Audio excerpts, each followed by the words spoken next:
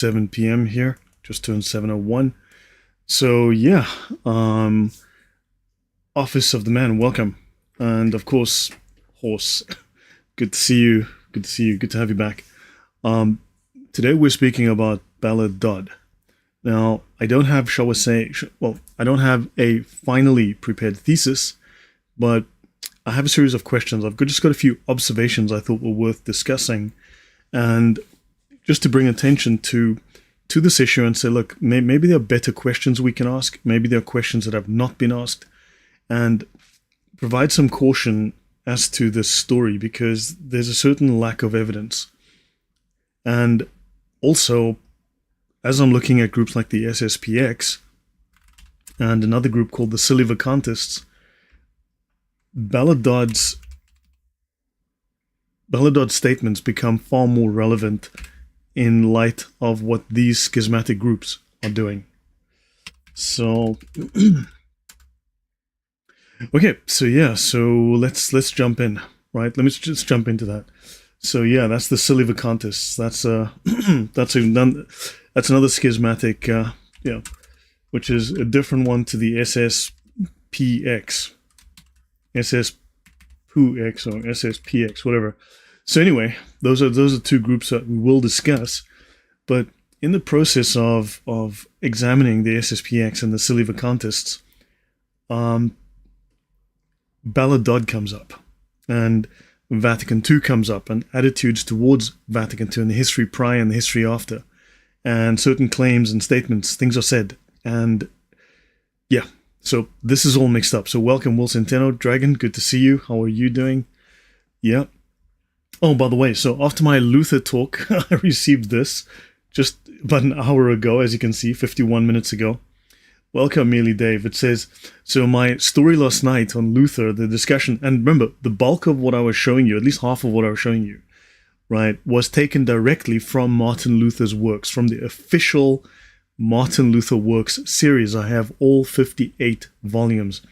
Up until recently, there were 55 volumes. I managed to buy the other 3, so I have 58 volumes. And this human says nothing but Catholic lies. Well, I'm not even a Catholic, and I was quoting Martin Luther, so I'm not sure how quoting Martin Luther from Luther's works is a Catholic lie. And then she says, I bet you got, or he says, or whatever, I bet you got your information from the Catholic Church who hates Martin. Shame on you for spreading lies. Should I invite this person on to come and demonstrate? Yeah, funny, hysterical. So welcome, Tom Gyokai. Right, so yeah, Rumours of Darkness. That's what I called this, because she wrote the book, The School of Darkness. And if you were looking for evidence of infiltration into the Catholic Church in the book, well, it's kind of missing. She does talk about infiltration into the labor unions and into the schools. And the idea of the Catholic Church infiltrations came much, much later. Came years later, apparently. So anyway, look, all of these details I'm still digging into. This is very raw. This is really me just throwing together something just to give you some perspective, to see where I'm coming from, because I am not buying the standard narrative about this woman. When a man Luther shows you who he is, believe him. Yes, Horse, I agree. Welcome, Century. Okay, right, let's have a look. This is Bella Dodd. Very happy-looking woman. You know, really looks like she's had a great time there. So, chasing what isn't there. Have you ever been in a situation where you are lost? You're going to be late for an important meeting, and you're not sure of the direction you have to go. So someone tells you, like, hey, look, no. You got to turn down this street, go left here, straight down, then you cross over. And when you get to the yellow sign, you turn right, and you go right. You turn right at the yellow sign, keep going for about 50 meters, then turn left, and you'll be there. And this person, this harried person, rushes off for whatever you've given, or you're the one receiving the direction. Someone tells you, go this way to get to where you're going. And you're driving or walking. And what happens is, they gave you the wrong directions. Now, the thing is, you don't know where to go. So what happens is you keep going faster and faster. You walk faster and think, did I get this wrong? Did I get this wrong? So these bad directions tend to cause a state of anxiety. But it's the only directions you've got. It's the only thing you've got. And you can only repeat the directions you were given. Now, in a similar vein, What if we were given bad directions and everyone's running down this road in the wrong direction, going to the wrong place because they were given accidentally bad directions or deliberately bad directions, and they're rushing further and further away from the truth because that's the only direction they were told, go here, and they're panicking. And also they're repeating those few words they were given because those are the only words that there really are of substance. There's nothing else. You don't see people going, well, here's a list of the 1,100 communists that were placed into the seminaries that made their way into the Catholic Church. You know, the first guy is called John, and then there's Mikey, and there's Willie and Frankie, because that list is somehow a little bit missing. We don't have those names. Now, of course, you will find people that claim, well, we do know, you know, for instance, Bishop Jiminy Cricket was a communist. How do I know? My feelings. You can tell he looked very suspicious, that guy. Definitely a communist. On the other side of the street, it's like, that guy was a modernist. You can tell he was a modernist. How do I know? My feelings. Because he supported Vatican II, and that makes him a modernist. Okay, that's fine and well. I'm not sure how it meets any standards of evidence, but great. Given directions purposely to get us lost. Yes, Tom Gyokai. Often wonder if just making the accusations is supposed to cause paranoia, and paranoia is the intended effect. Eating your lunch, you just... Yes, exactly. I'm going to bring that up just so everyone can see that, because this is part of where I'm going to go with this. I often wonder if just making the accusations is supposed to cause paranoia, and paranoia is the intended effect. Very well said. Evidence, what's that? Yeah. Okay, so we're chasing what's not there. So we're looking for something that's not there, and this is all we know, and this is all we repeat, and this is really all we're hearing, and this is where everyone's going. What if there's a different story, but you've been now, you're just rushing off in the wrong direction? Now, it appears that Bella Dodd, now this is an example, I just got this from someone I was speaking to an hour ago.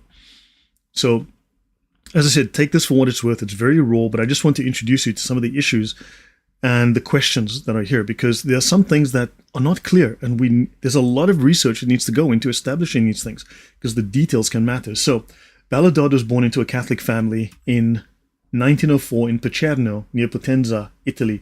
Her name was Maria Assunta Isabella Vasono. Her mother, Teresa, lived on a farm that had been in her family for generations. When Bella's father, Rocco Vasono, a stonemason, now of course, as you know, this is where we all go, well, do you know the Freemasons were based on the Masonic lodges, on the stonemason lodges. You know, these were stonemasons, and the Freemasons are stonemasons, so her father was a Freemason. Or maybe he was. Maybe because her father was a stonemason, he's an original Freemason.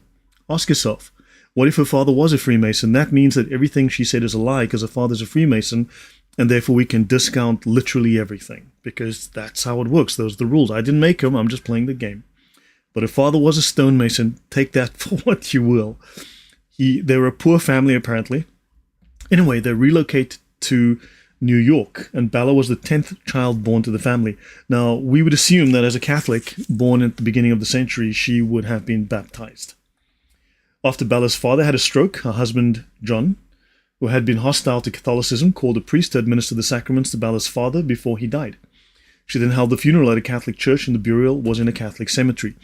So, we know she was in a Catholic family, so we can realistically assume she had been baptized. Now, this is from Bella Dodd and the Communist Infiltration of the Catholic Church, Paul Kengor, Crisis Magazine. She was received into the Catholic Church and baptized at St. Patrick's Cathedral on April 7th, 1952. Now, okay, she was born into a Catholic family in Italy. Her father was a Catholic. She was presumably baptized as a child, and now she's baptized again as an adult. This is sacrilege under Catholic canon law, right? But now we've got to look at the nuances, the situation around this, right? We've got to look at the context around this. Now, according to Darkness, Bella V. Dodd, Angelico Press, School of Darkness, not being able to secure her baptismal certificate from Italy after inquiry, she was baptized by Bishop Fulton J. Sheen in St. Patrick's Cathedral, New York, in 1952. Unable to secure a certificate, she was conditionally baptized. Bella Dodd and Bishop Fulton Sheen, Father Brian Van Hove's blog. Okay, now she's conditionally baptized. That changes the picture. The first two, if we just go with this is sacrilege, right? This is outright, according to Catholic canon law, this is sacrilege. And why would Bishop Sheen baptize a woman who'd been already baptized? A Catholic, was born a Catholic. So there's a question. So now, suddenly you get this conditionally baptized, and this now modifies the situation. It alters the context somewhat. Bishop Sheen conditionally baptized her, Bella Dodd, from communist to Catholic on Catholicism.org. Now we have a second reference. She was conditionally baptized. Now, based on Catholic Church teachings, it would be considered a sacrilege to baptize someone twice. Key points being: 1. Baptism imprints an indelible spiritual character on the soul that cannot be repeated. The Church professes that there's only one baptism, and it should never be repeated, even if performed by Christians not in full communion with the Catholic Church. 3. The Catechism states that baptism cannot be repeated because, like physical birth, there is only one spiritual regeneration. 4. The Church regards validly conferred baptism, even by those not in full communion, as creating a sacramental bond of unity that must be recognized by the Catholic Church. Based on Catholic Church teaching, baptism cannot be repeated. Now, Fulton J. Sheen is a highly respected Catholic bishop. Why would he baptize her twice? That's a question. That's a real question. So, is there evidence for and against? Is this a real argument, right? So let's take this as an example. So Bella Dodd was indeed baptized twice, once as a child in Italy and again in 1952. Now, let's assume that the baptism in Italy is an assumption, but it's a realistic assumption. So this would be considered a sacrilege and a violation of church doctrine. The church only recognizes one valid baptism per person. Okay? Now, the Catechism of the Council of Trent states that the church only administers conditional baptism when, after due inquiry, doubts are entertained as to the validity of the previous baptism. Notice there's no reference to the validity of her baptism. They just can't find her certificate. It's not that it's invalid, that there's questions. Is your baptism valid? Was it done by a communist, Freemason, a dwarf from Mars that eats babies? Who knows, right? Was it done in an invalid manner? Well, there's no discussion around that. It's just that, yeah, we can't find your certificate. You know what we do? We baptize you again. So actually, hold on. I need to ask the question now. Now, let me just give me one moment to actually ask the question. If we cannot find your baptism certificate, do we baptize you again? Let me find out, okay?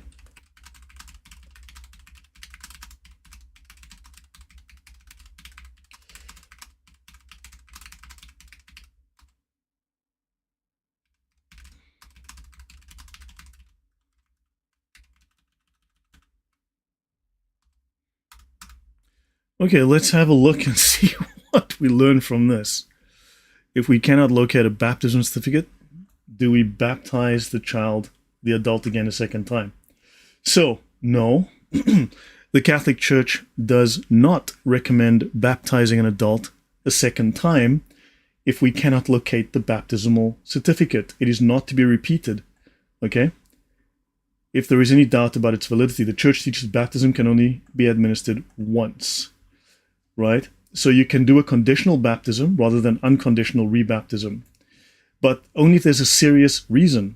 Now, the question is, do we have a serious reason? Okay? No, I'm not asking Father Justin. I'm using the official Catholic Church AI, which is their research AI.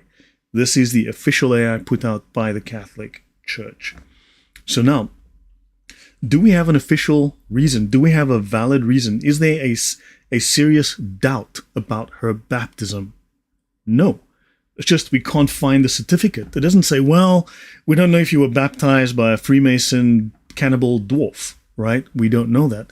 So understand, there's a question here. There is a question. We need to find more information. That's going to be hard, but we need to find that, right? So now, it's only if there's doubt about the previous baptism, if it's invalid, right? Then.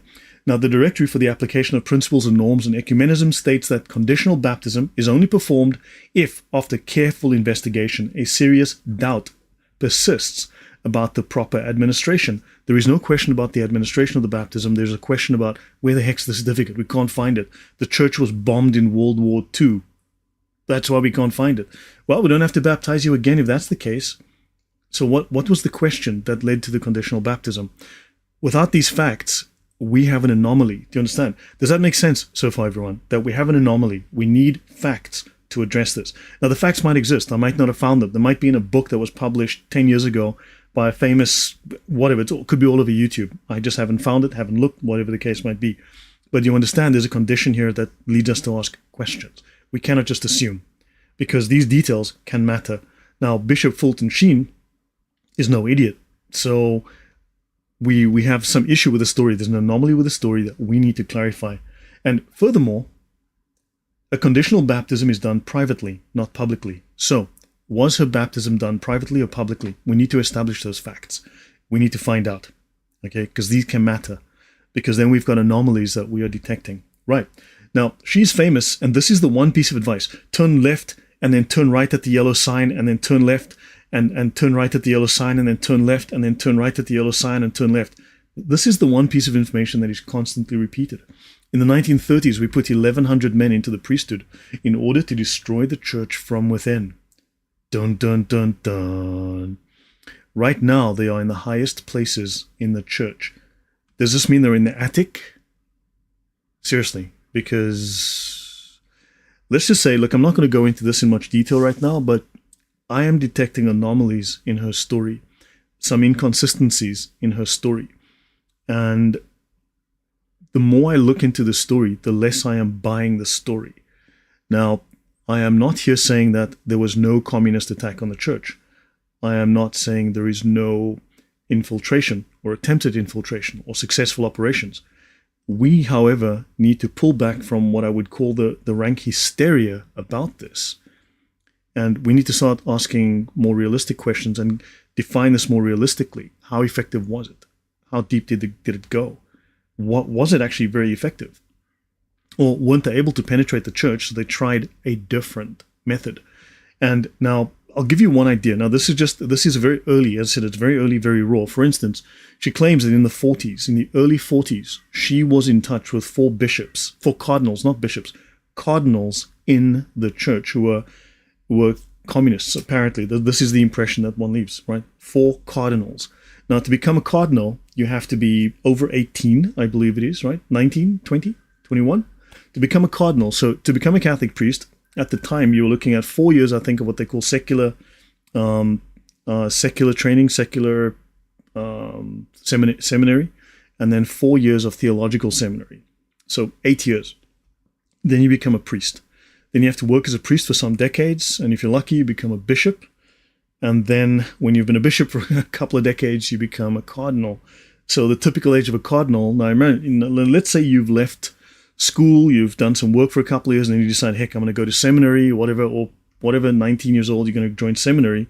So this was now, it's going to be a while. The church has a list of which churches they consider giving valid baptism. Perhaps your particular church wasn't on that list. Who knows? We have to we need to get facts. White Rose says, I am a Catholic and was baptized twice back in the 50s, once a Methodist, the second Catholic. I wonder why they did that. Perhaps in the 50s they did. Exactly, these are questions we need to ask and we need to find answers.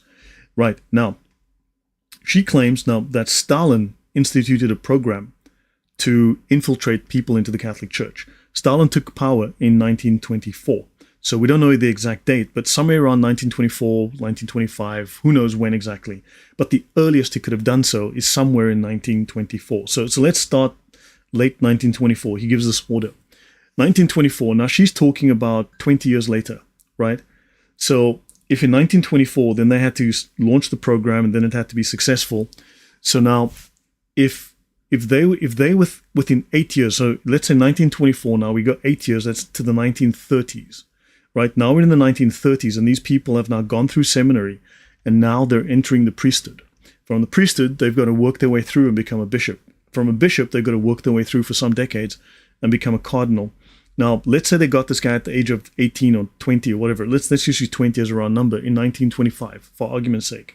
In 1945, right, 20 years later, he's now 40 years old. Is he a cardinal? Right, how many youngsters leaving school in 1925 were cardinals by 1944? The question is how many? How many would have made cardinal in a handful of years, right? Would have been in their early 30s, perhaps, and made cardinal. How many? So we should be able to determine which cardinals set world records in going from seminary to becoming cardinal like that. Should be easy to establish those names, right? So yeah, we'd love to find out who those cardinals were. And so there's questions about how quickly do you become a cardinal, right? Now, let's have a look here. So these are questions, things I'll be looking at. I'll be putting together more on that because how many cardinals, she says these guys were with us. So yeah, these are going to be very young cardinals that still haven't started shaving yet. Now, useful idiots. Now, this is a guy called Boudens, right? Now, he converted to Catholicism while Bella Dodd was still a socialist. Also, with the help of Bishop Sheen. Mike Samal says 0. Yeah, the chances are probably 0 because they would have become cardinals. I mean, look, once I did the maths earlier yesterday, I was playing with the numbers. In like 15 years, so they've gone, by the age of 33, they're now a cardinal, let's say. Potentially by the age of 33, they're a cardinal. It's like, how's that even possible? Okay? So now, infiltration charged. Okay, so the Boudens article charged that communist tactics include infiltration of communists into Catholic organizations and getting certain muddled Catholics to become undercover communists. A muddled Catholic, in other words, a useful idiot. We're getting certain muddled Catholics to become undercover communists. Okay, fine and well. Thanks, Mr. Boudens. So remember, Bishop Sheen got this guy out of socialism, out of Marxism, out of communism, and this guy becomes a Catholic, okay, with the help of Bishop Sheen. So that's apparently the story. So now, New York Times, Bella Dodd terms Boudens dishonest, and she assails Boudens. She attacks him. Washington, April 25, Dr. Bella V. Dodd, former communist, struck hard tonight at the story of another ex-communist, Professor Louis F. Boudens, that Professor Owen Lattimore was known to the communist hierarchy in this country as one of its own. That liar! Okay, so one of Bishop Sheen's converts, and Bella Dodd doesn't like this guy. Okay, that's right. Just file that under F for filed, right? So she has a problem with this guy's story. So there's a little bit of infighting going on here. Didn't expect that, but right. So who's telling the truth? Who's telling the lie? What is the story even about? Something to think about. Now let's have a quick look at Bishop Sheen. Bishop Fulton Sheen claims that the Reds tried infiltration of the Catholic Church. Rome, April 28. Bishop Fulton J. Sheen says the communists began a campaign in 1936. Okay, 1936. So let's go back a little bit. Bella Dodd said that Stalin started a campaign to infiltrate gay, lesbian, homosexual, Martian communists into the seminaries. Now, he gained power in 1924. Now, according to Bishop Fulton J. Sheen, the program started in 1936. The program started in 1936, not 1924. So let's no longer count from 1924. Let's walk from 1936. In 1944-ish, Bella Dodd says she was in touch with 4 cardinals. So if you were 18 in 1936 and you joined the seminary, by 1944 you'd be 26 years old and you've just completed seminary. How many cardinals come straight out of seminary? How many guys go from high school, 8 years of seminary, and bang, you're a cardinal today, buddy. Off you go, cardinal, whoever you are. 0. Nobody. Absolutely, positively, nobody. So I'm like, okay, fine. There's a little bit of a timeline gap here. And when I look at some of the things Bella Dodd says, I'm starting to go like, small anomalies here, little timeline issues, questions I've got. So look, now again, this is very early. This is very raw. I'm just looking at these and I'm just giving you my off-the-cuff thoughts. I may well be wrong in everything I'm telling you because I need to go back and research all of this in detail. I need to draw timelines. I need to there's little tiny details that matter here. There's church procedure. There's all sorts of things. But do you see the questions here? Do you see the little question marks popping up? Okay? Do you see question marks popping up? Do you think that I am just randomly asking questions that have no bearing on this? Or are there some potential issues here? Things that we really need to ask about. Century Since says the Soviet Union was just barely hanging on after Civil War in 1924. I doubt they had time to plan a multi-decade infiltration. Yes, Century Since. Lenin had just died in January. Stalin had just taken over, and he had to manage a country. So Mike Smile says, White Rose says, no, your questions are quite valid. So we have timeline problems here. Now, also, Bella Dodd says, we infiltrated 1,100 men, 1,100 into the Catholic Church. Oh my God. Yeah, except in other conversations, no, we infiltrated almost 1,000. No, nearly 1,000 people. Nearly. Almost. And then in other days, it's like, well, we put over 1,200 people into the Catholic Church. True story. Over 1,200. It was 1,100, definitely. Over 1,100. It was over 1,200. It was nearly 1,000. We had 900 something. It was nearly 1,000. It's like, okay, okay, right? And then I was in charge of the program. And it's like, I was aware of a program. Okay? So were you in charge, or were you involved? Did you do it yourself? Did someone else do it? Did you hear about it? Were you managing it?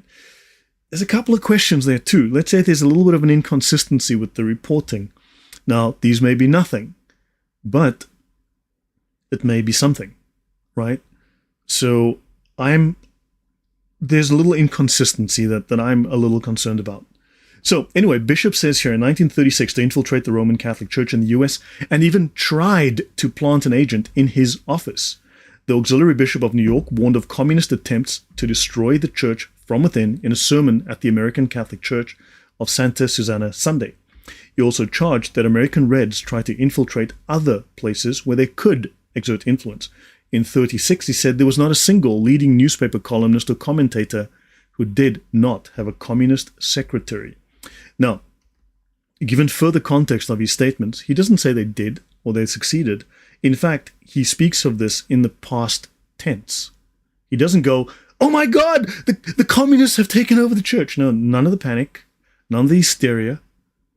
He phrases this, as far as I've learned so far, that this is all phrased in terms of past tense attempts, not success. So why is everyone freaking out and going, they definitely succeeded and the Pope is a communist, right? So, yeah, so Shabalibis says, I feel at the start Stalin was too busy with the Great Purge and going after Trotsky. So Mike Simar says, she's the one who seems to be undercover. Well, that's a good question. We'll examine that.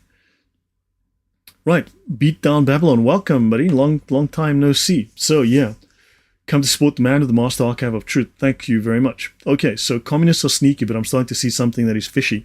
Spider 1132, thank you. Yeah, I'm starting to see something fishy here too, as well. Because everyone's repeating the same few lines and everyone's running in the same direction and no one's stopping to go, hold on, is there another? Because let's just say I'm going to present to you a set of ideas that fit the facts just as well. Alternative theories that fit the facts equally well, that are not the standard narrative. Because someone's not thinking here, right? Let's continue. Archbishop Cushing said, and he's here on Time magazine and he's here with John F. Kennedy. Archbishop Cushing said certain religious leaders in America had been victimized by what he called the infiltration tactics of communism. In the communist fight against religion, he said the program and the policies may vary from time to time and from place to place, but the objective is always the same. Whether the communists are flogging a Catholic bishop or flattering a clerical fellow traveler, their objective is the same, to destroy religion by destroying it in the bishop who resists them, or by emasculating it in the fellow traveler who falls victim to the party line. Archbishop Cushing said it was ridiculous to deny that certain religious leaders in America have been victims of this type of communist infiltration. Fair enough. He said the communist-controlled Orthodox churches of the East were virtually destroyed by infiltration. So again, we're not stating there was no attempt. We're not stating that there wasn't some level of success or some successes. I am questioning the degree of the success and if this justifies the hysteria. And we will have a look at that as we go forward. So, Century says, I'm sure the communists tried to influence the Vatican police and the Swiss Guard, plus the other secular figures working there, certainly. This is the same Cardinal Archbishop Cushing with Pope John the 23rd. Now, I'm going to play 1 minute. This is a 3-minute video. I'm going to play 1 minute and 10 seconds of it, okay, for you. Now, we're going to listen to the words. This is a Catholic radio show, and I believe it's a Catholic radio show, and we're going to listen to a discussion, a question being answered by the best researcher on Bella Dodd in the world today, apparently. Apparently, this woman has the reputation as the single best, most dedicated, most thorough, most knowledgeable researcher on Bella Dodd alive today. And I want you to listen to the confidence with which she answers the questions, the direct answers, the clear evidence, the direct evidence, the unambiguous. She's going to waffle, and it's embarrassing. I want you to listen. I'll play this now. Any hard piece of evidence that we have about the seminaries being infiltrated. Is that coming through? Oops, because I'm not hearing. I'm not hearing any audio. Yeah, it should be fine. Sorry, did that play? Did you guys hear the audio there? I'm just going to play it again. Well, there was not to worry. I'm going to just play it again here. Let me go to my other source. Any hard piece of evidence that we have about the seminaries being infiltrated in this way. Sorry, are you guys able to hear this at all? Oh, darn it. Any hard piece of evidence that we have about the seminaries being infiltrated in this way. Well, there was a wonderful researcher in Congress, J.B. Matthews, who's written a lot. And apologies, I had my volume down. So let me just play this again. Apologies for the mess up there. I'm going to play this again and let you listen, okay? Any hard piece of evidence that we have about the seminaries being infiltrated in this way. Well, any hard piece of evidence that we have about the seminaries being infiltrated in this way. Well, there was a wonderful researcher in Congress, J.B. Matthews, who's written a lot, and he wrote in the 40s and 50s. He wrote about the communists in the Protestant seminaries quite a bit, and What? This is the best Bella Dodd researcher in the world, apparently, right? Did she just say communists in the Protestant seminaries? Because he asked her, is there any hard evidence for this Bella Dodd thing? And I've been asking the same question. Where's the hard evidence? And I am finding roughly this much. I'm finding this much hard evidence. This much. And he just asked her, what's the hard evidence? And she goes, there's a guy, Frankie, Protestant seminaries were infiltrated by communists. Okay, let's have a quick listen again. 40s and 50s. He wrote about the communists in the Protestant seminaries quite a bit, and they even had someone they called the Red Dean. They spread them out throughout all the Protestant seminaries. Did she just say Protestant seminaries? They spread them out through. What did she say? Catholic or Protestant? Did I miss something? And then what I'm thinking is, what do you do with ecumenism? Now she changes topic because she goes, I have no evidence to give, and now I'm just going to waffle. The dean of the college, I guess, the dean of the college. If all these Protestants have wittingly or unwittingly become communists, then all we have to do mix. Did she say Catholics or Protestants? Did she say?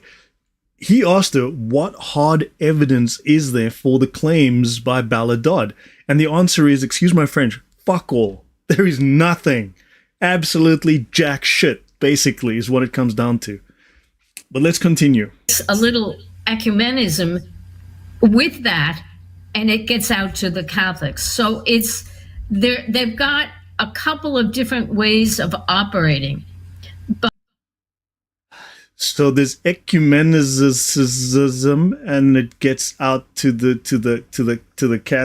Catholics because of ecumenism and. Okay, so maybe we need to start investigating the Protestant church. Maybe we need to look at Luther's little corner. I'm Episcopalian. No, I haven't been to the Anglican church for like 15, 20 years because they've been going, let's just say the church of the gay isn't exactly where I want to be, okay? The Anglican church has fallen apart. It's fell off a cliff. It's the church of the LGBT movement, and that's not for me. So there were priests working in communist countries. Are they? So understand now. Hold on. Now, when you listen to this woman talk on other shows, she'll go, well, actually, when you look at the evidence, you've got amazing amounts of testimonies, and then she's wonderfully erudite. She speaks so well. But when she's asked about hard evidence, she stumbles and mumbles, and it's embarrassing. I was embarrassed for her. I was incredibly embarrassed by this. I was like, good golly, like, where's the hard evidence? Well, there was a guy, Frankie, he's on the corner, and Frankie was saying that, that Jimmy's mother's uncle's friend at the seminary was a wife beater in the other town down the road 100 Ks. So therefore, he probably, through his telepathic influence, would have reached out to Johnny, who lives in this town, and Johnny would have been... Yeah, that's pretty much it. Thank you very much. But do you look... Yeah, excuse my French here, but do you guys understand that this is not a solid case? This is not a solid case. This is not to say there is no activity, not to say there were some successes, but understand, this is not a slam dunk. This is not by any means cut and dried. There are questions. Someone is not asking the right questions. Someone is looking in the wrong direction. Someone is running in the wrong direction. And we need to stop, turn around, and we need to start asking some hard questions. Yeah. So, yeah, let's move on. Okay, let's continue here. Let's go on to the next slide. Now, is there any solid evidence? Well, this is the best research in the world. And she's like, yeah, that's the evidence. There you go. Okay. There is evidence of not having evidence, Gergely or Skolas. Exactly. Now, this is weaker than Biden's concentration. Yeah. And normally she's very erudite. Normally she's well-spoken. She sounds like a real pro, but okay. Now here's a question. Did Bella Dodd, none of this is definitive. I'm asking questions. We're speculating here. Okay. And if the top researchers and guys like Taylor Marshall can write books that, as far as I can tell, are riddled with errors and filled with speculation, then hell, so can I. But I'm going to try and stay away from the errors, and I'm going to try and stick to what we call reasoned speculation, right? So, did Bella Dodd make up a lie that got away from her? Did she cry wolf, and then the story just grew out of her control, and it just went wild? Because maybe it served someone's purpose, right? Maybe it served someone else's purpose, or who knows? Was she a muddled Catholic? Is that why she was upset with the other guy, right? With the other Bishop Sheen convert? Was she a muddled Catholic, and didn't she like being called a name? So my questions are, and I've got about 8 slides on this. Given the lack of concrete or direct evidence that support Bella Dodd's claims of widespread communist influence in the Catholic Church, and remember, the best research was talking about the Protestant Church. So maybe we need to look at the Protestant Church about this. Maybe they need to stop pointing fingers because, man, yeah. Anyway, so during her tenure as a Communist Party member, it is reasonable to consider the possibility that she was complicit, whether she knew or not. And this woman also speaks of knowing or unknowing complicity, right? In a successfully run psychological operation, a psyop. Was she part of a psyop? Did she know she was part of a psyop? Did she run a psyop? Was she a victim of a psyop? Was she a member of a psyop? Right? Designed to create public panic, anxiety, and loss of faith and trust in the church. So, this psyop could have resulted in detrimental, negative public relations for the church, weakening its authority, encouraging disobedience, and creating an environment where other subversive groups could deliberately, maybe they initiated it, and in the chaos, they then promoted their own agenda, or groups that saw the chaos, these liberal groups or whomever, modernist groups, they saw the chaos and decided to jump, because they saw the chaos and this was an opportunity to act. So that these groups could deliberately or opportunistically exploit the chaos to emerge by delegitimizing the church and then usurping its authority. Think SSPX, think the Silly-Vacantists, right? The Silly-Vacantist movement. So that's S-I-L-L-Y, Vacantist. So they would then set themselves up as a parasitic, parallel church. Taylor Marshall comes off as one of those guys Lloyd makes fun of. The church sucks, but you should join it. The anti-promotion. Yeah, no, exactly. Taylor Marshall depresses me when I listen to this man, and I've listened to hours. I just want to go outside and kill myself. I just want the world to end, because please make it stop. It's so dark and negative. It's insane. So it is also possible that Dodd's claims allowed both lay people and clergy who had doctrinal disagreements with the church to attribute any church actions that they disagreed with to communist influence. I don't like that they changed the mass. The commies did it. I don't like that they changed the flavor of wine we use in the church. The commies did it. I don't like that they're using vanilla-flavored wafers and not chocolate-flavored wafers during the Eucharist. That's communist action. That's the commies for sure. I know. It's commies. Only commies would do that. So this would lead to a loss of church membership, because you've got a loss of trust. You've got a loss of faith. You can blame anything you don't like. Anyone I don't like is a communist. Anything the church does I don't like is communism. And thus, you lose papal authority. The Diamond Brothers are saints. Yeah, the Diamond Brothers, yeah, there's a question mark. There's a huge question mark there. So so this blanket accusation, right, this blanket accusation approach may have created a form of hysteria where even unrelated incidents, such as misconduct, crimes by individual priests, were automatically associated with communist subversion. Remember, you're looking for what's not there. You're never going to find it. It's not there. The evidence is not there. The thing you're looking for is somewhere else, or it's minuscule. You've made a mountain out of a molehill. You're looking for the wrong things, and you're fitting everything that you see into the wrong box. Now, there may be issues, but you are trying to fit everything into an agenda. You're trying to make everything communist. Now, there's again further reasons on that, but everything is now associated with communist subversion. They changed the Mass, Vatican II. It's all communist subversion. So, now while my assessment cannot be definitively proven or disproven without additional evidence, it is a plausible explanation for the impact of her actions, of Bella Dodd's actions, on the Catholic Church during that period, because this hammered the church, right?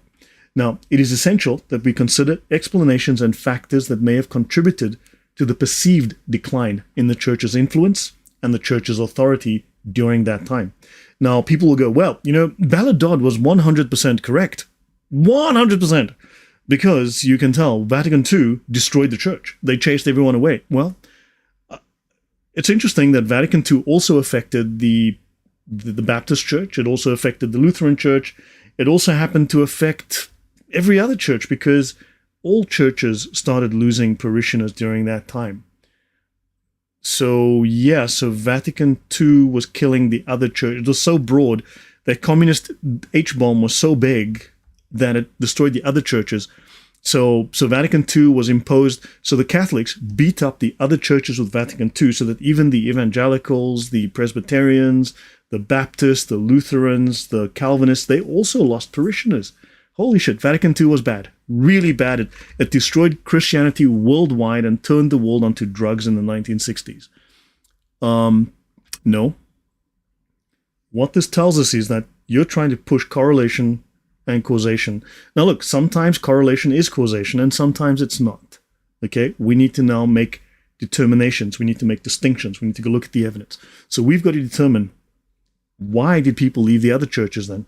Maybe it was subversion by rock music and drugs and secularism and modernism, and who knows?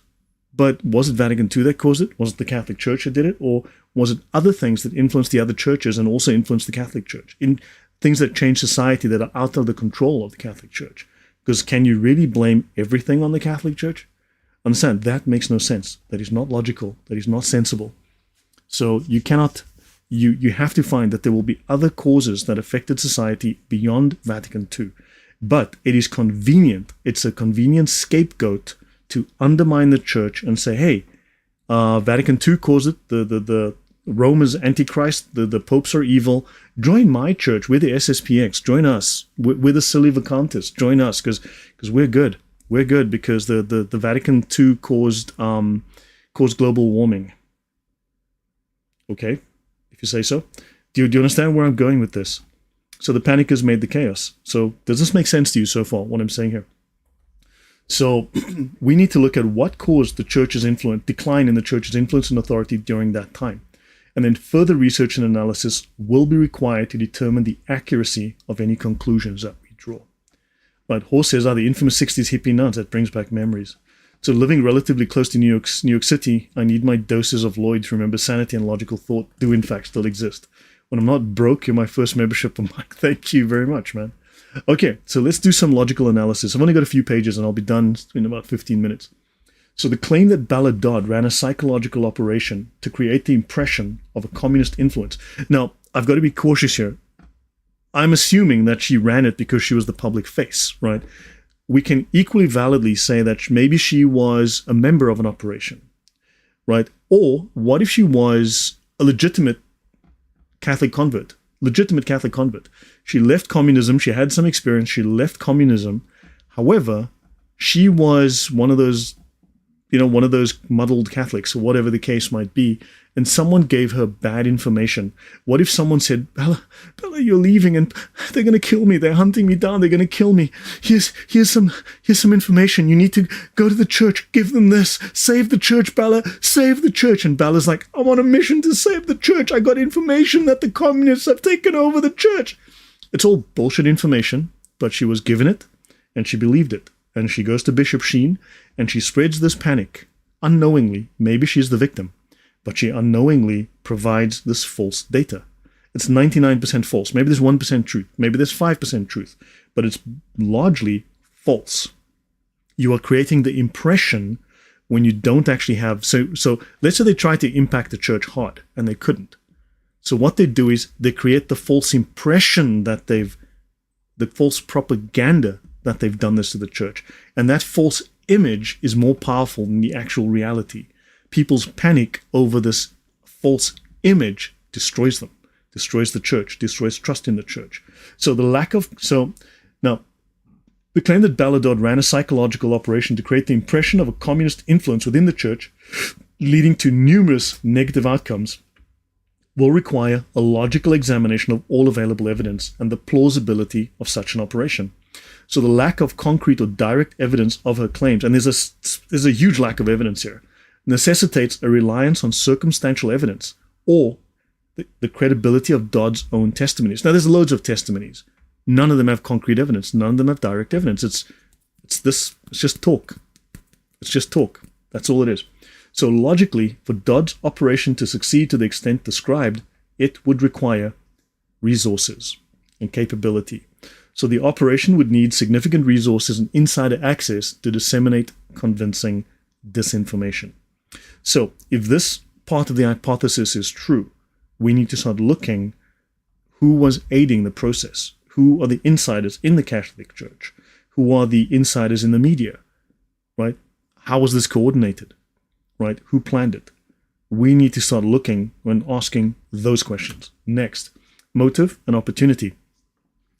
Dodd would need a compelling reason to undertake such a complex operation against the church and the opportunity to do so effectively. So we've already discussed, maybe she was a legitimate convert, but someone gave her false information to save the church, and she took it on as a crusade, as a cause, and she then passed unknowingly false information to Bishop Sheen. Now, when I read Bishop Sheen's reaction, I think Bishop Sheen was very cautious. I don't think he bought it 100%. I think he saw there was an operation, and I'm not saying there wasn't, because there were operations against the Catholic Church, but I think he was very cautious, and he didn't quite believe her 100%. That's my feeling right now.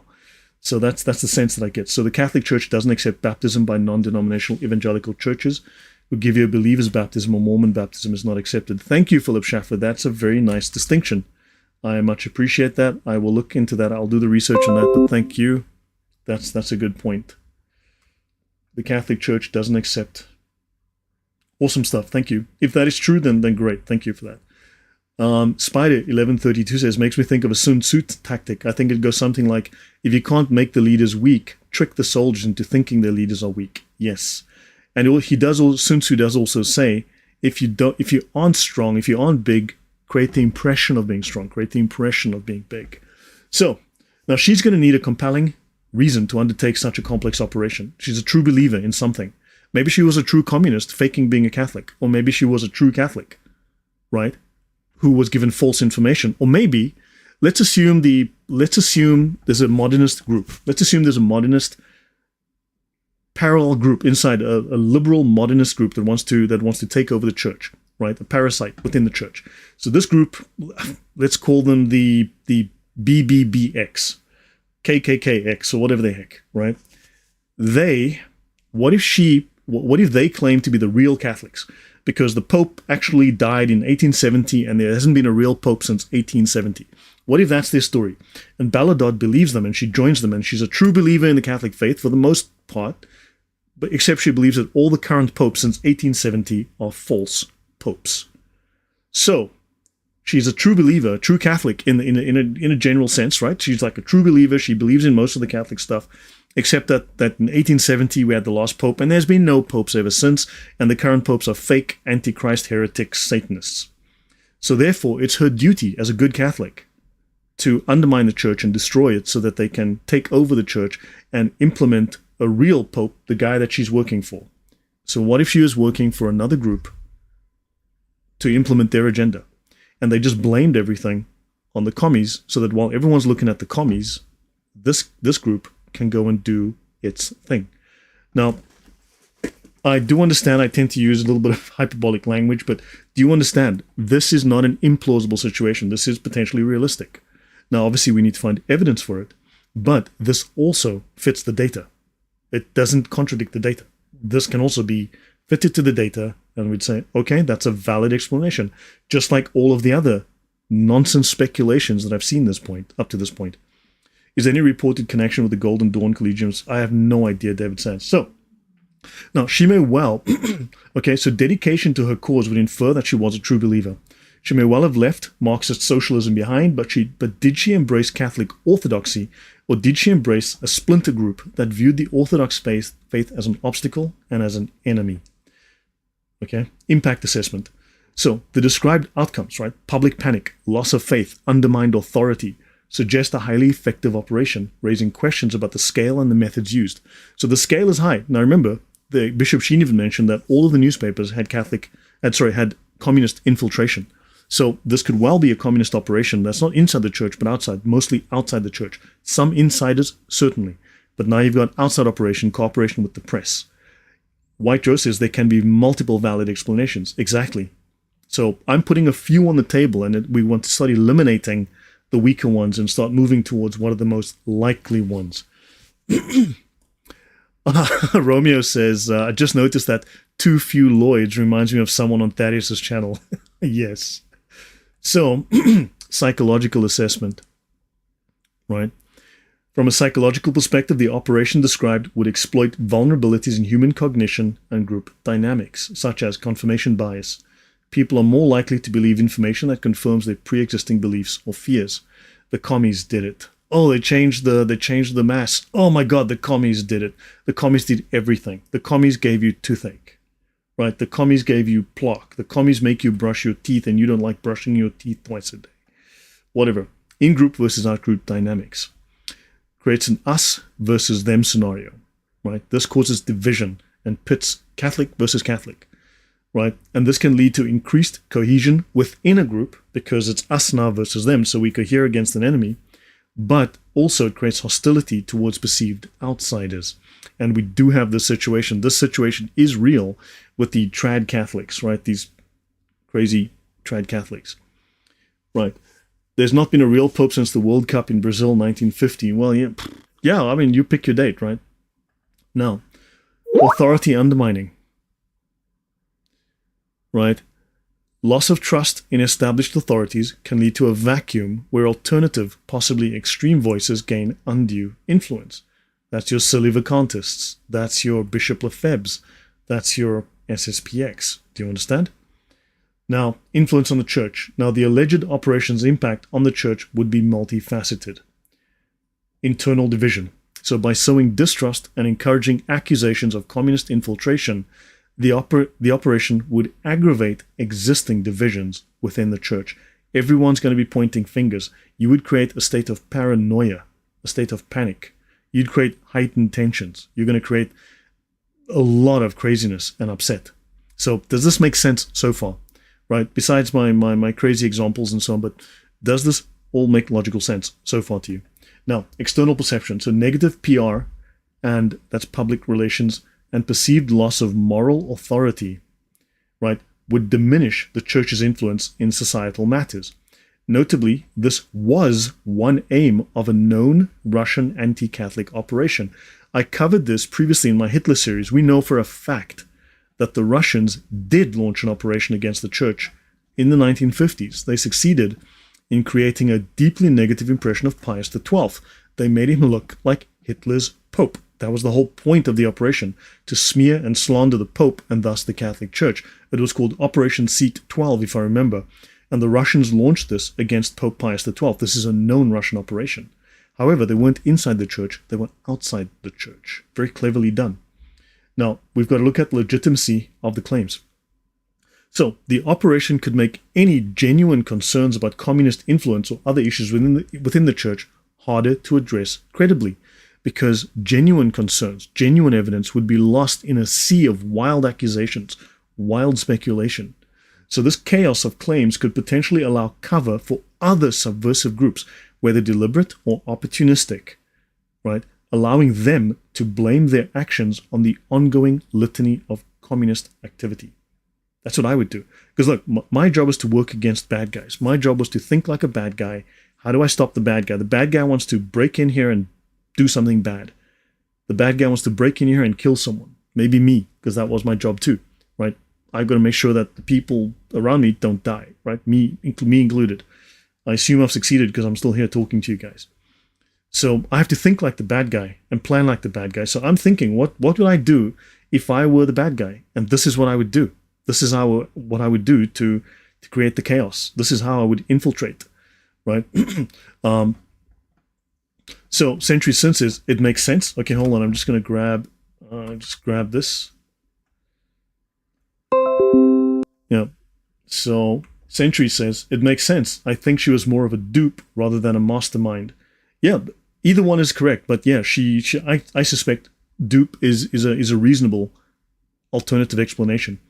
Overatex says, alternatively, even if the infiltration was limited, if it was effective in spots, it may have been used to promote anti-orthodox priests, while the panic created by the psyops serves as cover. Yes. Now, I have found a reference that does state the following. I need to check it. I have not. I've just been told about it. I need to have a look at it myself, right? And we need to verify the data. We need to verify the evidence. But I can give you one example. So there's a process, apparently, I'm told. I don't have first-hand evidence. I was told this. I need to get the book. I need to check it. But apparently the book contains dozens and dozens and dozens of case studies based on hundreds of case studies, right? So it contains a whole selection of case studies from many more case studies. So apparently when priests go into the Catholic Church, they're evaluated for their suitability. And if they meet certain criteria, they're included and they become seminarians, and they go through the training process and they become priests, right? And the bad ones are weeded out. Now, according to the book, apparently what happened is that in some locations, the selectors, the people who did the assessments and brought these priests into the church, they were communist sympathizers. They were people who were antithetical to the church. So they would reject people who showed good tendencies to be priests. The people who had the good characteristics, they would reject them from the program. And those who showed tendencies to be gay, or those who showed tendencies to be communist, they promoted those guys. And that's how you got all of these people into the church. So understand, we need to look at hard evidence. We need to look at realistic methods. We've got to be practical. We've got to look at evidence, and we've got to find out, because the way that Bella Dodd stuff is described, like it happened by magic. She waved a magic wand and things happened. It's like, okay, can we be more specific than that? I need facts. I need a method. It takes time. We need people. We need names, and we got all names. Nothing. So yeah, so understand, this would be one method, right, where they could reject the good applicants and the bad applicants are all pushed into the seminaries. That's where you get your gays, that's where you get your criminals, that your fraudsters, your financial embezzlers, and that's how you get all your commies in. Because the people doing the selection, they would have picked very, very specific ways to get them in. So hopefully that makes sense, right? Hopefully that makes sense to you. So So these groups that were doing this could blame all of their nonsense on commies. They could just keep pointing at the commies. And you know what? the public's pointing at the commies too. So it's like everyone's doing their job for them instead of thinking, how did they do this? There's a concrete, specific method they use. We have to find this. Right. Now, comparison with other operations. Right. So Tom Gurka says sad and absolutely true. So can you tell me what specifically would be sad and absolutely true according to you?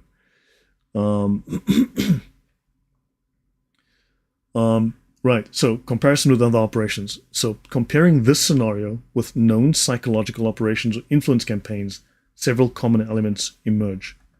Right. Strategic misinformation. So this is very similar to operations that aim to destabilize political entities or to sow discord. The described operation uses strategic misinformation to achieve its goals. So I think there was definitely strategic misinformation provided here, right? So Beatdown Babylon says, I never put the infiltration variables into the church after learning of it. Incredible, such bastards, yeah. Century Sin says, St. John's Seminary in California likely had that. Tons of terrible priests came out of there. So who was doing the selection? They didn't just walk in the door casually. Who was the gatekeeper? That's the question you've got to ask. Who was the gatekeeper? Who allowed them in, right? So, yeah, Justin Trudeau is 100% communist. His father was communist. Come on, man. So there are criminals in the church? Yeah, for sure. I mean, hey, there's criminals there's always been criminals in the church. Like, hello. Now, so let's continue. Long-term impact. So like other successful operations, the effects are not just immediate, but have a lasting implication on trust and authority. Even today, Catholics are going, well, the priest is satanic. The Pope is satanic. Rome is the Antichrist. They're like, okay, and the church is those guys down the road, right? Exploitation of existing fears. Effective operations often exploit existing societal fears or tensions, as would be the case here with fears of communism. This was at the height. She came out with her story at the height of the Red Scare. So this would have been a great time to exploit exactly that. And this was also at the time when Stalin was doing his thing with Operation C-12 to undermine Pope Pius XII. Yeah, Tom Gilkay says it's true that many priests who got ordained should never have been ordained priests. And Neil D says it will be difficult to get rid of commie influence within the church. The tentacles are deep. Well, who knows? Who knows, right? Maybe they didn't get in as deep as we think. Who knows? So look, there will be alternative ways to look at this. There will be. You cannot blame everything on the commies.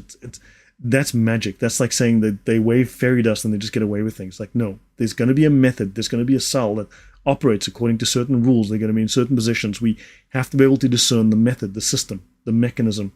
You can find it. There's always a method. My job is to look at an environment and figure out how they were doing it. So, where is one of those 1,100 people who recanted or got drunk and spilled the beans? People can never keep a secret. Now, that is a question that came up today, Philip. Thank you very much for that. That is a very real question. Where is one of those 1,100 who recanted or got drunk and spilled the beans? People can never keep a secret. So not one of those 1,100 people got drunk, told his mistress, told his wife, told his priest in confession. Not one. Not one. So, so as the saying goes, wrap the lie in a truth. The question, which is which? The most effective lies are like that. Yes, that's communism. You wrap the lie in the truth, right? Mix the truth with the lie. So yeah, Philip, thanks for that. And it's Philip that gave me many of the ideas that I'm discussing here today. So effective operations will exploit existing fears, and this was the case with communism. Some final and additional considerations. Without direct evidence, assessing the truth and impact of Dodd's claims requires very careful consideration of the context in which they were made, including the historical and social climate of the time. Now, final slide, final few points. Comparing Dodd's alleged operation with documented psychological operations could provide us insights into its feasibility and potential effectiveness. So we've got to model this. We've got to model this operation on known operations that did the same.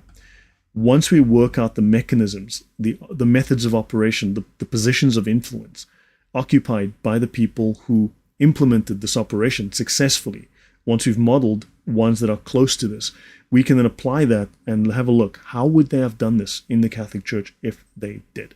Then we can start to work out exactly how the cell operated, what their methods were, how they passed messages, and so on and so on. by modeling an existing model that worked, one that was successful. Understand? Then we can start to map this out and get to something concrete, not just fiction and speculation. Yeah, Yuri Bezmenov would have mentioned something. That's very true. Yeah. He gives some fascinating information.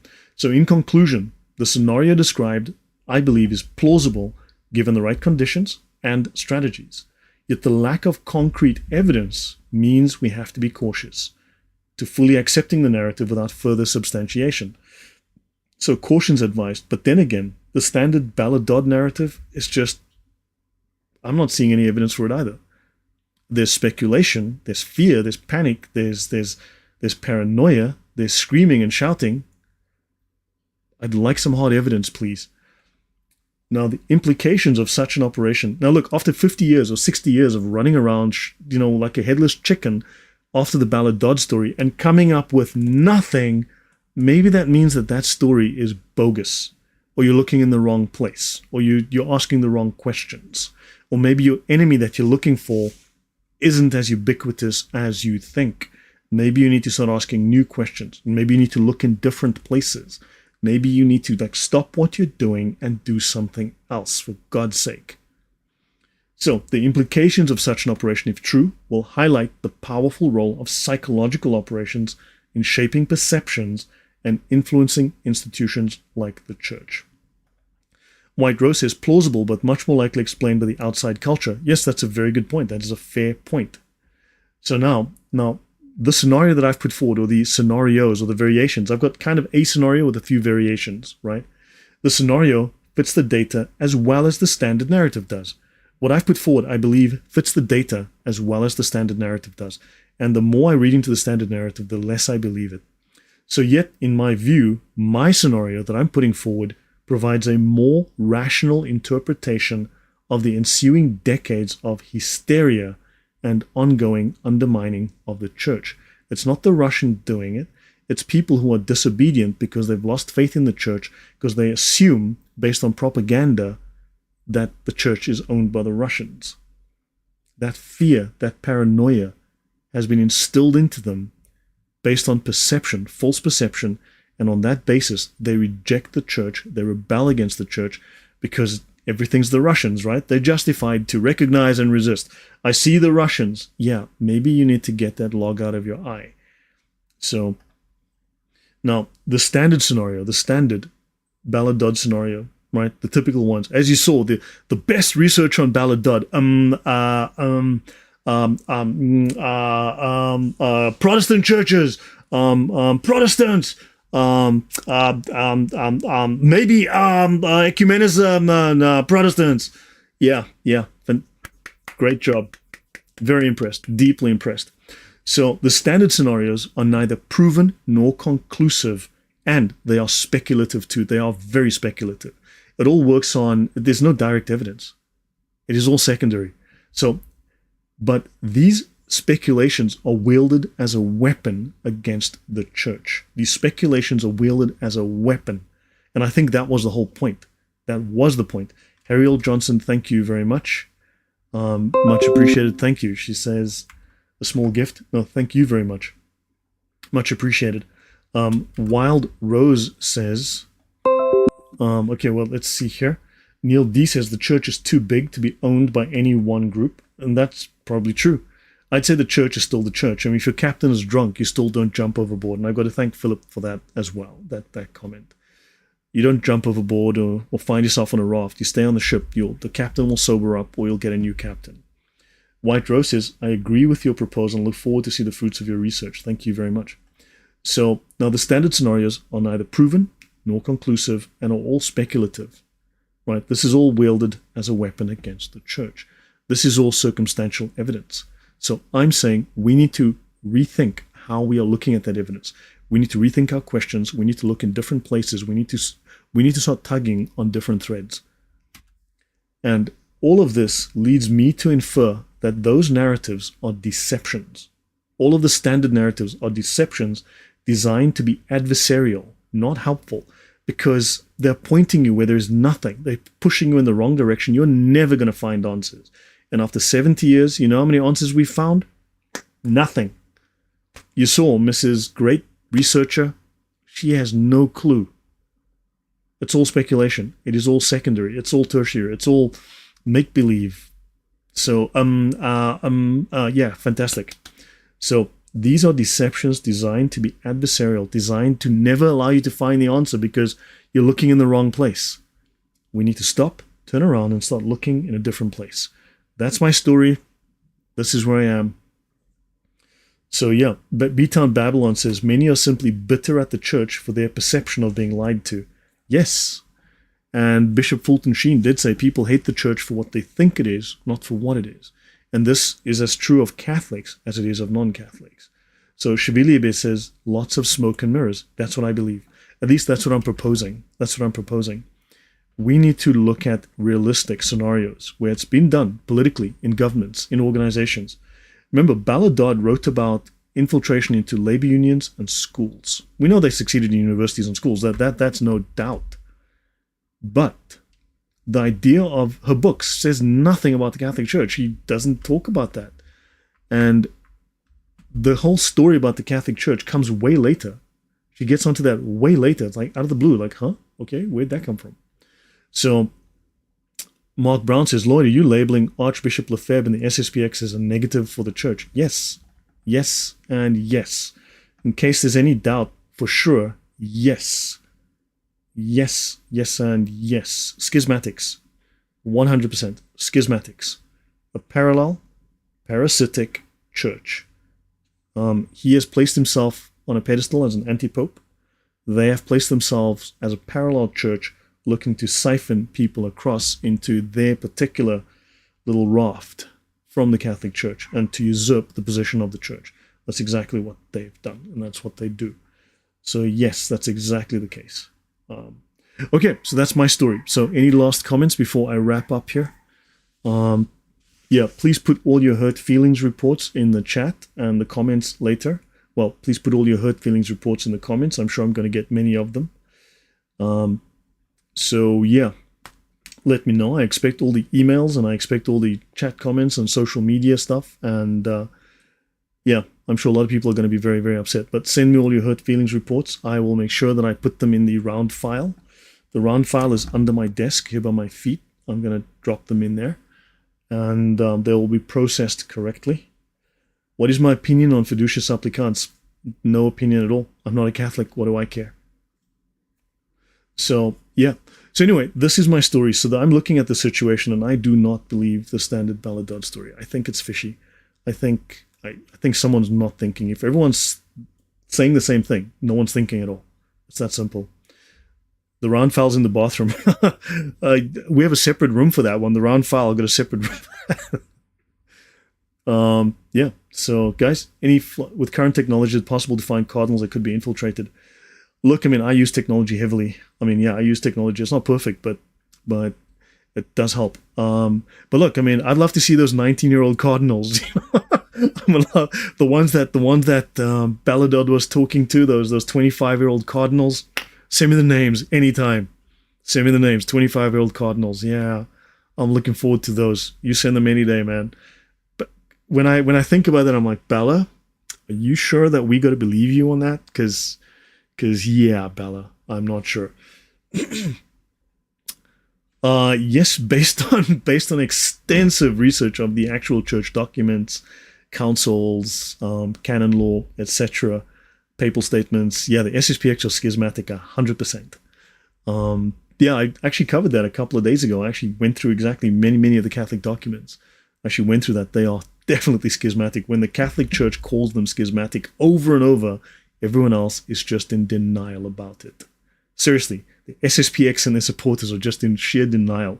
The Catholic Church has called them schismatic so many times. It's like everyone's like, well, actually it doesn't mean schismatic because you see, basically, it's a verb, right? But they actually use it in the sense of a noun because when it's used in a document and the past participle of the cardinal verb goes before the E after the I, which comes before the C but goes before the D, then actually it becomes a noun, and then it actually doesn't mean schismatic. And yeah, that's pretty much like, okay, whatever, man. 19-year-old cardinals, that's a good one. So No, I mean, look, I didn't particularly set out to say anything to Kennedy Hall. I had SSPX's constant. Look, I didn't give a shit about Martin Luther. I didn't know who he was. I didn't even care, honestly. But people kept saying things about Luther in the chat during my talks, and they would kept saying things, and I would go research those things, and I'd find that's wrong, and I'd go research the next one, and that's wrong, and that's wrong, and that's wrong, and eventually I was like, okay, fine, I'm gonna have to have a look at this, and I started digging into Luther, and I found out Luther is like Satan incarnate. Okay, the guy was a whack job, complete nut job, absolute monster, a bad man, the villain in the story, right? The same token, I've got SSPX people coming in. Well, Lloyd, you know, the SSPX has been around since 1400 BC. We were the original Catholic Church. In fact, we were Jewish before there were Jews. And then, like, or whatever. It's like I'm reading the stuff and I go look up canon law and I go look through the councils and I'm like, that's wrong, that's wrong, that's wrong, that's a lie, that's wrong, that's wrong, that's wrong. So I was like, okay, fine, I don't believe this story because I'm finding too many errors, too many mistakes. And eventually I'm like, okay, look, I don't believe the SSPX story. Me looking at this, I'm finding them to be wrong too often to give them credit. I just can't credit those arguments. I've actually built an expert system. I have entered a ton of data, right? I've carefully collected a ton of data, dumped it into a system, had it all indexed. I've downloaded everything I could find from the SSPX. I have it on my hard drive. I have it indexed. I've got over 1,400 documents of the SSPX that I've indexed. Right, some of those will be duplicates, but I've downloaded literally everything I could find on the SSPX website, every document I could find. I've indexed over 1,400 of their documents. And I've started doing data mining. I've done extensive data mining. And this costs money. This is not free. I have to dump in stuff and have my AI read this stuff. So, and then I've got to read this myself. I have to understand it. So yeah, I do not buy the SSPX narrative. I do not buy the Silly Vacantis narrative. They're both wrong, bluntly. They're both wrong. So I didn't look to start a fight. I didn't look to end a friendship with anyone. I just had people keep telling me things. I research it. It's wrong. And I'm like, okay, it's wrong. There's my stand. Fine. So, yeah, I mean, look, trust me, you pay the money, you get the results. It's not perfect. AAs are not perfect. There are flaws, there are issues, but they have data. So, you know. So, guys, thank you very much. We'll call it a night. Hopefully that answers. I'm sorry. As I said, the hurt feelings reports, drop them in the comments later. I'll make sure they get processed. They'll get added to the round file under my desk, and we will deal with those appropriately. So, yeah. So, guys, thank you very much. That's the story. And as I said, this is not final. This is my speculations, but I believe I'm presenting a reasonable case here, an alternative that fits the facts. And I do not accept the standard narrative on Bella Dodd. There are too many issues that I'm finding. Too many questions, questions that weren't asked that start to destroy this narrative. So, guys, always arrive when the stream ends. Hypostatic, too bad.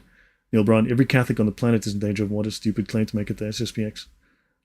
Actually, according to Catholic canon law, yes, they are. According to even not just ecclesial law, but divine law, they are outside of the line of apostolic succession. Therefore, they are outside the church, and therefore that is mortal sin. Yes. So, man, I have read far more of Catholic canon law councils than I ever expected I would in my whole life. So, guys, take care. Good.